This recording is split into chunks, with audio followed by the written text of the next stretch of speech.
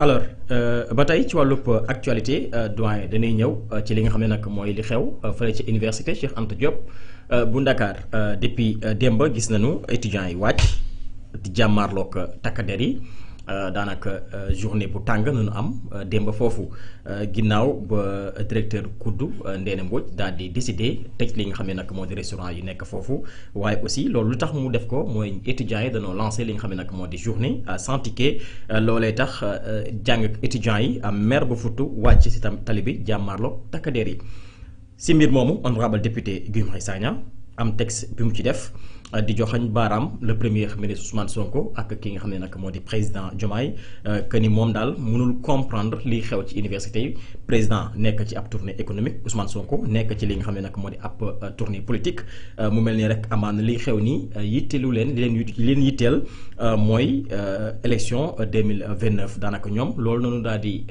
concentré wu bàyyi jafe-jafe ji nga xam ni askan bi mi ngi koy daal di dund pour ki nga xam ne nag moo di Diomaye Faye nee na dafa war a arrêté di def xelam ci élection yi di ñëw te bàyyi xel li nga xam ne nag moo di génération bii di ñëw bu dee ki nga xam ne nag Ousmane Sonko dafa war arrêté li muy nasa ki nocci pour des raisons politiciens te daal di te xamal ñu rek actuellement nii dara mënul tax mu nekk candidat ci atum 2029 yi nu daal di dëgmal ci jeexantalu texam dafa ni Ousmane Sonko ak président Diomaye de grâce travaillez et taisez-vous daf leen ko ñaan nu liggéey te noppi loolu moo nekk réaction Pape Djibril Fall. Ah, très bien. Heureusement que tu as rectifié parce qu'au départ, tu as dit Guy Marius Sagna. Guy Marius Sagna, ah, okay. Heureusement que tu as rectifié que c'est Pape Djibril Fall. Oui. Je voulais te rectifier pour dire que ce n'est pas Guy Marius Sagna, c'est Pape Djibril Fall. Oui. Lire naa texte am.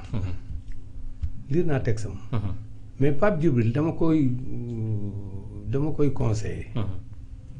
S'il a des militants, hein, s'il a des ambitions politiques, s'il veut être quelqu'un ici, na dem liggéey ak ñi nga xamante ni ñoom la jàpp ni ay militants la. Parce que Pape Djibril après tout c'est un journaliste. moom la ko ñëpp xamee woon. mu nekkoon si métier journaliste bi. doon si def liggéey bu mucc ay ba ñu bëri ràññee ko ci. ma yaakaaroon ne ce jeune là. est un jeune non seulement pétri de talent mais c'est un jeune boo xamante ni kii. lii xale di wax day dem. xam nga la.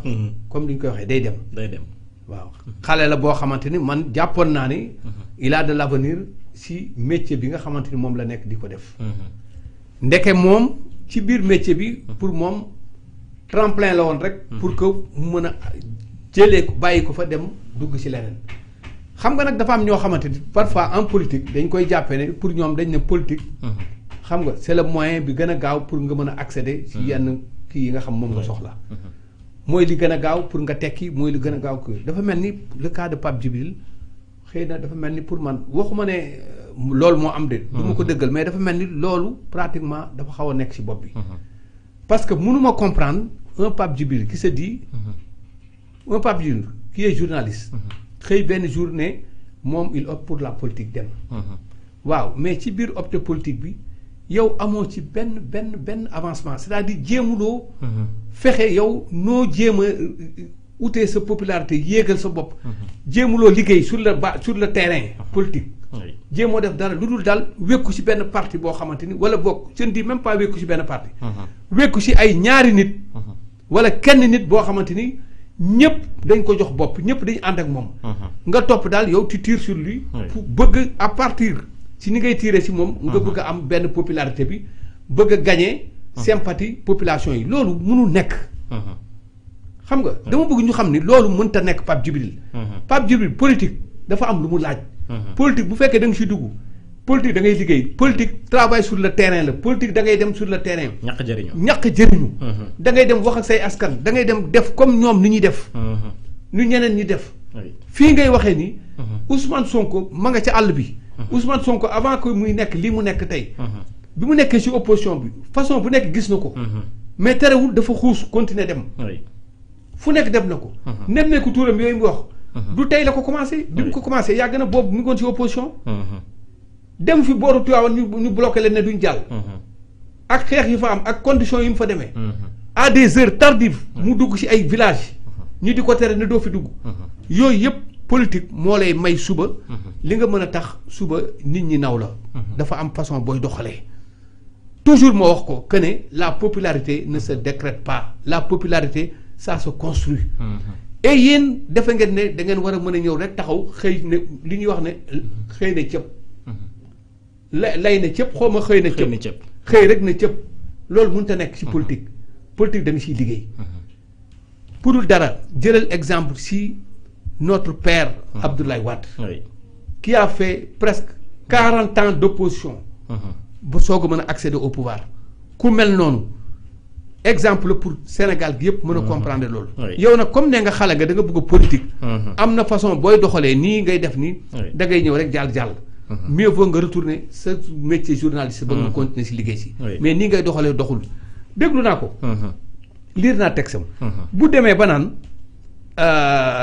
wax ne si kaawu Ousmane Sonko mu ne lan la wax pour Ousmane Sonko vos agissements politiciens et autres danses du scalp autres danses du scalp ne vous permettront pas d'être candidat en 2029 mais fii il s'agit pas de danse du scalp du danse du scalp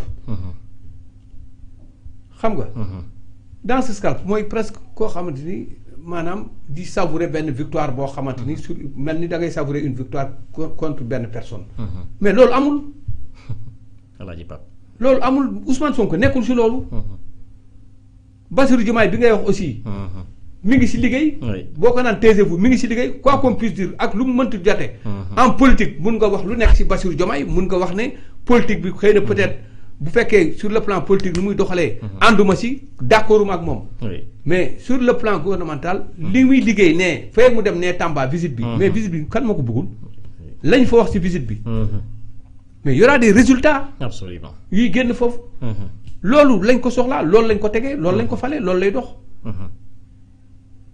pourquoi nga naa ko taisez-vous donc Ousmane Sonko avant tout d'abord est un président de parti bu ñuy wax Pastef am na droit def tournée économique te tournée yi ak lii am nii c'est des dates yoo xam dañ ko calé woon bien avant que lii di am lii ngay wax affaire université bi démb la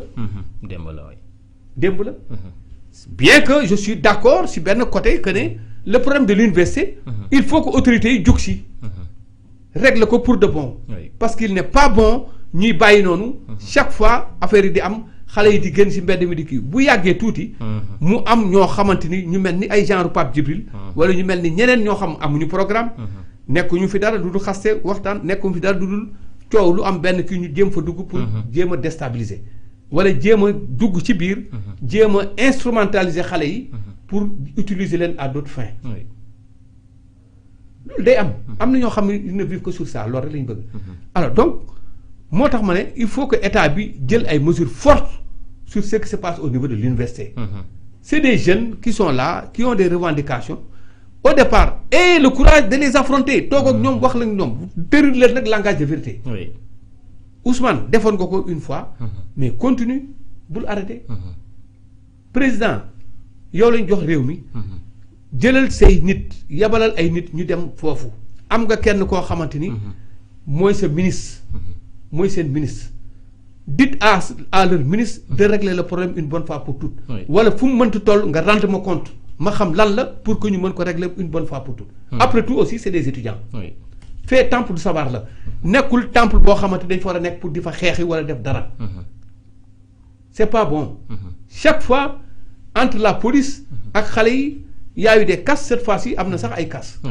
mais borom restaurant bi am na droit il a droit am na droit ba responsable cour bi wax na ko fermer parce que mënuñu dëkk nag quand même si ay ngénte tubaab ngénte tubaab ba kañ kii nga xamante tey moo yor restaurant bi mais dafa investir foofu dafa soumissionné ba ñu jox ko marché bi mu investir fa ña fa nekk c'est des employés sont ces employés da leen di fay la fay nekk dañ koy xaalis moo koy far.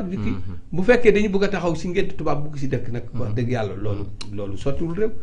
en tout cas l' État doit tout faire pour régler problème étudiants yi. moi je suis entièrement d' accord pour ñu régler problème étudiants yi. mais aussi je ne suis pas du tout d' accord. ñenn ñi nga xamante ils sont en quête de popularité. bugg a engouffrer si loolu. pour dugg naan dañuy bugg a wax. lii muy wax profité ay situation pour di wax.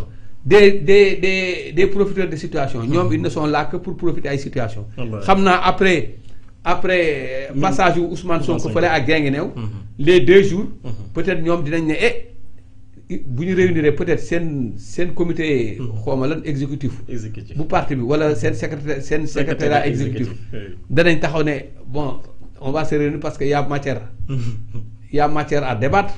parce que Ousmane Sonko dem na si Guinguinéo def na fa kii léegi waxati na lii. waaw waxati na lii dañu xool critique yi nan la ñuy def pour critique parce que comme ñoom si loolu la ñuy dund.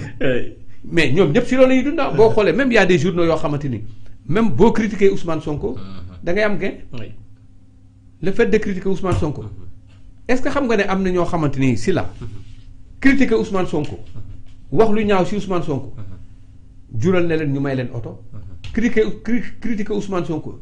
jural na leen ñu toog ko def ko liggéey. di si am xaalis. jural na leen ñu jox leen sax salaire. chaque mois di leen verser 100 rien que pour critiquer Ousmane Sonko waaye kon ku mel noonu. xale boobu kon foor na de war nañ ko respecter. rawatina ñii nga xamante ni seen actualité yépp si Ousmane Sonko la. y a des journaux bu ñu xëyee suba ba ngoon seen journaux yi gën buñ ci deful Ousmane Sonko. du ñu jaral du ñu doxle. bu ñu gisee en tête Ousmane Sonko rek. ñu titre rek nga gis gars yi jënd. waaw ku mel noonu bu nekk fii nekk premier ministre. di chef de gouvernement kenn bañul nga critiquer le gouvernement kenn bañul nga critiquer le premier ministre. mais na nekk ay critiques yoo xam ne ngir yàlla bon nit ku bu ko déggee mën laa naw sax ne au moins yow tu es une opposition républicaine. xam nga comme le fait au niveau de l'Assemblée nationale ce Tafsir Thiaw yi.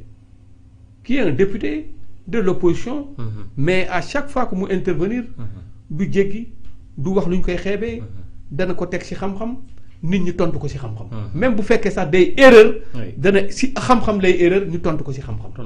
day am yooyu yëpp dafay am. c'est ça qu'on veut mais bëgg a taxaw yow ne yow daal sa opposition yëpp lenn la. maa ngi xool waa ji tey dem na Guinguinéo. pourquoi bi mu demee Guinguinéo mu jaar ci kii bi. pourquoi bi mu demee Guinguinéo muy wax lii ca meeting ba. pourquoi mais yow meeting am la. il s'adresse à ses militants il s'adresse à ses sympathisants. il s'adresse aux populations de Guinguinéo. la mu wax ça n'engage que Ousmane Sonko. yow loo ciy critique loo ciy wax. moo jaaxal ñëpp utal leneen utal argument moo gën quoi vraiment man Pape Djibril des fois da ngay toog sax ba mu yàgg ne finalement est-ce que lii sax. un jeune bu nit ñi espérer.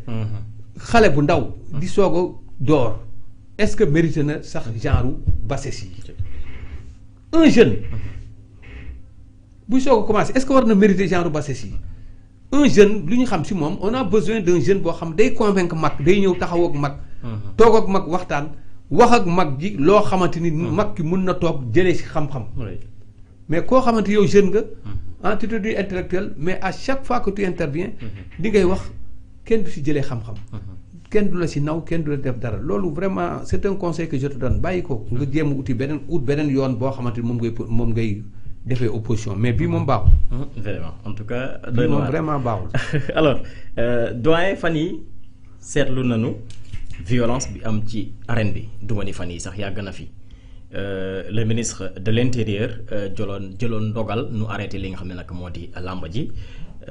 mais d'après bi gouverneur waxee ak moom pour mu mayaat chance ñi nga xam ne nag ñoo di mbër yi daanaka finalement am na gain de cause démb nu gis wala barki démb foofu la dooree waa Pikine génn def conférence de presse ku ci mel ni Eumeu Sène Boy Niang waxtaan ak li nga xam ne nag moo di ndaw ñi waxtaan ak li nga xam ne nag moo di askanu Sénégal par rapport ak violence yi nga xam ne moo am ci làmb ji fan la leen mën a yóbbu démb waa Guédiawaye génn Lac de Guiers 2 Balla Gaye 2 ak Gouye Gui waaye aussi yeneen mbër génn aussi waxtaan ak sénégalais yi tey bu 16h jotee waa Ndakaaru ñoo war a génn Moustapha Guèye 2 ku ci mel ni Tapha Tine ak génération bu bees bi nga xam ni ñoo bokk ci yooyu la écurie ñoom it fas yéene nañu génn waxtaan ak sénégalais mu mel ni actuellement mbëri pare nañu pour encadrer li nga xam ne nag moo di seeni ndaw ci bu ñuy dem ak bu ñuy ñibbisi ba tey ji mbiru simol dootu fi am.